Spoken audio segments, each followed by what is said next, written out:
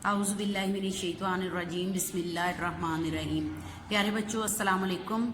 आज हम उर्दू की किताब जो है वो शुरू से पढ़ने लगे हैं और उसमें सबसे पहले आपको मालूम है कि मौलाना शिबली नुमानी का चैप्टर आता है। पहले हम राइटर पढ़ेंगे, फिर उसके बाद हम उसकी तहरीर पढ़ेंगे। और सबसे पहले मौलाना शिबली नुमानी है। देख ले यहाँ पे उनकी डेट ऑफ बर्थ और डेट ऑफ डेथ लिखी हुई है, तारीख़ पैदाइश और तारीख़ वफ़ात लिखी हुई है। ये सारी चीज़ें जो हैं ये आपने ऑब्जेक्टिव के लिए तैयार करनी है। जो आप इसको पढ़ते जाएंगे आपको समझ में आती जाएगी कि ये किस तरह इन चीज़ों को हमने मारूज़ीन का तैयार करना है। पहले आप इनको देख लें, इनके मुश्किल अल्फाज के मायने देख लें, फिर मैं बाकी की चीज़ें आपको साथ साथ बताती जाऊंगी। कस्बा बंदोल ज़िला आज़मगढ़ भारत में 1857 में पैदा हुए।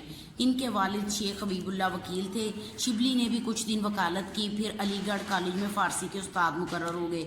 वहाँ उन्हें सर सैयद हाली मोहसिनुल मुल्क और आर्नल्ड की सोहबत से मुस्तफ़ीद होने का मौका मिला, मुस्तफ़ीद फ़ायदा उठाने का। 1892 में आर्नल्ड के साथ शिबली ने मिस्र, शाम, कुस्तुनतुनिया और दूसरे इस्लामी ममालिक का सफ़र किया। सर सैयद की वफ़ात 1898 के बाद अलीगढ़ कॉलेज से इस्तीफ़ा देकर आज़मगढ़ चले गए। फिर हैदराबाद दक्कन के दायरातुल मारिफ की निज़ामत का ओहदा संभाला। दायरातुल मारिफ एक उनका वो था, उन्होंने एक इदारा बनाया हुआ था, उन्होंने उसकी निज़ामत का ओहदा संभाल लिया। इसी दौरान में इनकी कोशिश से लखनऊ में नदवतुल उलमा का क़याम अमल में आया। नदवतुल उलमा भी एक इदारा था जिसमें तमाम उलमा की शिरकत ज़रूरी करार दी गई थी। आखिरी उम्र में आज़मगढ़ में उन्होंने एक अजीम इदारा दारुल मुसन्निफ़ीन कायम किया, जो आज भी काम कर रहा है। दारुल मुसन्निफ़ीन यानी कि बहुत ज़्यादा 2, 3, 4 राइटर उन्होंने मिला के उन्होंने दारुल मुसन्निफ़ीन जहाँ पे वो किताबें भी तर्जुमा की जाती थी और किताबें लिखी भी जाती थीं।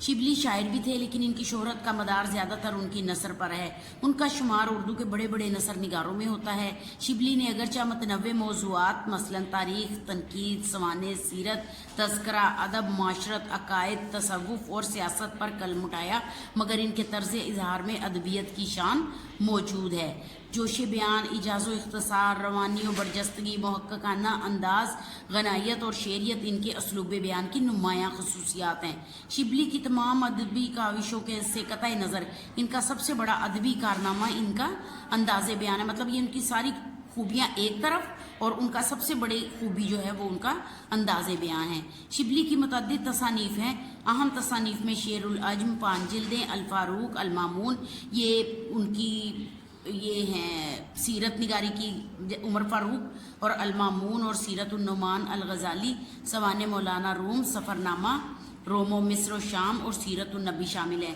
अब ये जो हम कहानी पढ़ने जा रहे हैं, ये सबक हम पढ़ने जा रहे हैं, वो सीरत उन नबी से लिया गया है। अब आप आ जाएँ मकासिद तदरीस पे। हिजरत नबवी हमारे चैप्टर का नाम है हिजरत नबवी, मौलाना शिबली नुमानी ने लिखा हुआ है। अब आपको ये चैप्टर पढ़ के या ये सबक पढ़ने के बाद आपको अंदाज़ा हो जाएगा बच्चों कि उनकी लिखाई या उनके उसलूब बयान की खसूसियत क्या थी।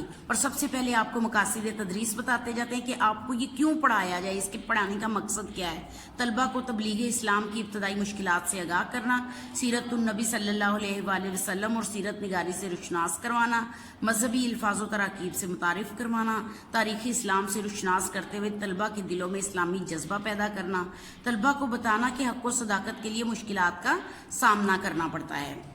इस वक्त जबकि दावत हक के जवाब में हर तरफ से तलवार की झनकारें सुनाई दे रही थी, हाफिज आलम ने मुसलमानों को दारुल अमान मदीना की तरफ रुख करने का हुक्म दिया। हाफिज आलम नबी पाक सल्लल्लाहु अलैहि वसल्लम मुसलमान को दारुल अमान, अमन की जगह रुख करने का हुक्म दिया, लेकिन खुद वजूद अक़दस सल्लल्लाहु अलैहि वसल्लम जो उन सितमगारों का हकीकी हदफ था, अपने लिए हुक्म खुदा का मुंतज़िर था।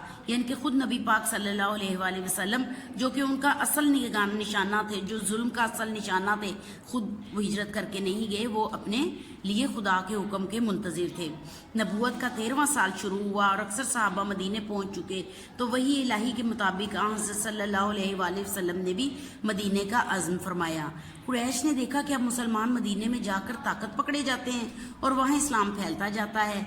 चुनाचा लोगों ने मुख्तलिफ राहें पेश की कि एक ने कहा मोहम्मद के हाथ पाँव में जंजीरें डालकर मकान में बंद कर दिया जाए, دوسرے نے کہا جلا وطن کر دینا کافی ہے، جلا وطن ملک سے نکال دینا۔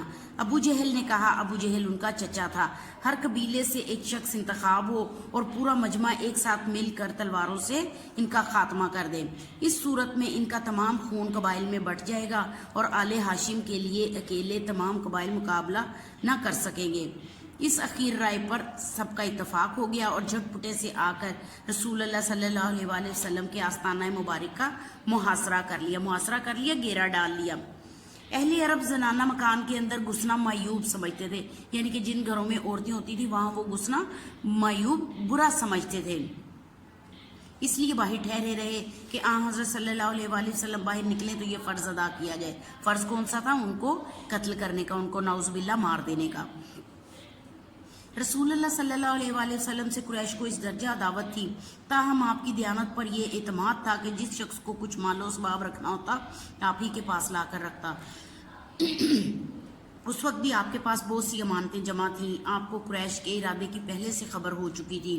اس بنا پر جناب امیر حضرت علی رضی اللہ تعالیٰ عنہ کو بلا کر فرمایا، مجھ کو ہجرت کا حکم ہو چکا ہے، میں آج مدینے روانہ ہو جاؤں گا، تم میرے پلنگ پر میری چادر اوڑھ کر سو رہو، صبح کو سب کی امانتیں جا کر واپس دے آنا۔ یہ سخت خطرے کا موقع تھا، جناب امیر یعنی حضرت علی کو معلوم تھا کہ قریش آپ کے قتل کا ارادہ کر چکے ہیں، اور آج رسول اللہ صلی اللہ علیہ وآلہ وسلم کا بستر خواب قتل گاہ کی زمین ہے، لیکن فاتح خیبر کے لیے قتل گاہ فرش گل تھا، یعنی کہ انہوں نے کچھ بھی اعتراض نہیں کیا اور انہوں نے اس بستر پر سونے کے لیے نا اپنے آپ کو راضی کر لیا۔ کفار نے جب آپ کے گھر کا محاصرہ کیا اور رات زیادہ گزر گئی تو قدرت نے ان کو بے خبر کر دیا۔ حضرت ان کو سوتا چھوڑ کر باہر آئے، کعبے کو دیکھا اور فرمایا، مکہ تو مجھ کو دنیا سے زیادہ عزیز ہے، لیکن تیرے فرزند مجھ کو رہنے نہیں دیتے۔ فرزند بیٹے حضرت ابو بکر رضی اللہ تعالیٰ عنہ سے پہلے قرارداد ہو چکی تھی، دونوں صاحب پہلے جبل سور کے غار میں جا کر پوشیدہ ہوئے چھپ گئے، اور بوسہ گاہ خلائق ہے، بوسہ گاہ خلائق عوام کے چومنے کی جگہ، عوام کے لیے قابل عزت۔ حضرت ابو بکر رضی اللہ تعالیٰ عنہ کے بیٹے عبداللہ جو نوخیز جوان تھے، شب کو غار میں ساتھ ہوتے، صبح منہ اندھیرے شہر چلے جاتے اور پتہ لگاتے کہ قریش کیا مشورے کر رہے ہیں۔ جو کچھ خبر ملتی شام کو آ کر حضرت صلی اللہ علیہ وآلہ وسلم سے عرض کرتے۔ حضرت ابو بکر کا غلام کچھ رات گئے بکریاں چرا کر لاتا اور آپ اور حضرت ابو بکر صدیق ان کا دودھ پی لیتے۔ 3 دن تک صرف یہی غذا تھی، لیکن ابن ہشام نے لکھا ہے کہ روزانہ شام کو اسما رضی اللہ تعالیٰ عنہ گھر سے کھانا پکا کر غار میں پہنچا آتی تھی۔ اسی طرح 3 راتیں غار میں گزاری۔ صبح قریش کی آنکھیں کھلی تو پلنگ پر حضرت صلی اللہ علیہ وآلہ وسلم کی بجائے جناب امیر تھے، جناب امیر حضرت علی تھے۔ ظالموں نے آپ کو کچھ پکڑا اور حرم میں لے جا کر تھوڑی دیر محبوس قید میں رکھا، قابو میں رکھا اور چھوڑ دیا۔ پھر حضرت صلی اللہ علیہ وآلہ وسلم کی تلاش میں نکلے، ڈھونڈتے ڈھونڈتے غار کے دہانے تک آگے، دہانا کنارہ منہ تک آہٹ پا کر حضرت ابو بکر رضی اللہ تعالیٰ عنہ غمزدہ ہوئے اور حضرت سے عرض کیا کہ اب دشمن اس قدر قریب آ گئے ہیں کہ اگر اپنے قدم پر ان کی نظر پڑ جائے تو ہم کو دیکھ لیں۔ آپ نے فرمایا، لا تحزن ان اللہ معنا، گھبراؤ نہیں، بے شک اللہ ہمارے ساتھ ہے۔ قریش نے اشتہار دیا تھا کہ جو شخص محمد کو یا ابو بکر کو گرفتار کر کے لائے گا ان کو ایک خون بہا کے برابر یعنی 100 اونٹ انعام دیا جائے گا۔ سراقہ بن حشم نے سنا تو انعام کی امید میں نکلا، اس حالت میں کہ آپ روانہ ہو رہے تھے۔ اس نے آپ کو دیکھ لیا اور گھوڑا دوڑا کر قریب آ گیا، لیکن گھوڑے نے ٹھوکر کھائی، وہ گر پڑا۔ ترکش سے فال کے تیر نکالے، ترکش ہوتا ہے تیر دان جس میں تیر رکھتے ہیں، فال کے تیر نکالے کہ حملہ کرنا چاہیے یا نہیں، جواب میں نہیں نکلا، لیکن 100 اونٹوں کا گرا بہا معاوضہ ایسا نہ تھا، لیکن 100 اونٹوں کا اس دور میں معاوضہ جو تھا نا بہت قیمتی تھا، گرا بہا قیمتی، معاوضہ بدلہ، ایسا نہ تھا کہ تیر کی بات مان لی جاتی۔ دوبارہ گھوڑے پر سوار ہوا اور آگے بڑھا، اب کی بار گھوڑے کے پاؤں گھٹنوں تک زمین میں دھنس گئے، گھوڑے سے اتر پڑا اور پھر فال نکالی، اب بھی وہی جواب تھا، لیکن مقرر تجربے نے ان کی ہمت پست کر دی اور یقین ہو گیا کہ یہ کچھ اور آثار ہیں۔ حضرت کے پاس آ کر قریش کے اشتہار کا واقعہ سنایا اور درخواست کی کہ مجھ کو امن کی تحریر لکھ دیجیے۔ حضرت ابو بکر رضی اللہ تعالیٰ عنہ کے غلام عامر بن فہیرہ نے چمڑے کے ایک ٹکڑے پر فرمان امن لکھ دیا۔ تشریف آوری کی خبر یعنی کہ ان کے مدینہ تشریف لانے کی خبر مدینہ میں پہلے ہی پہنچ چکی تھی۔ تمام شہر ہمیتاً چشم انتظار تھا، ہمیتاً چشم انتظار شدت سے انتظار کر رہا تھا۔ معصوم بچے فخر اور جوش میں کہتے پھرتے تھے کہ پیغمبر آ رہے ہیں۔ لوگ ہر روز تڑکے سے نکل کر تڑکے صبح سویرے سے نکل کر باہر جمع ہوتے اور دوپہر تک انتظار کر کے حسرت کے ساتھ واپس چلے آتے۔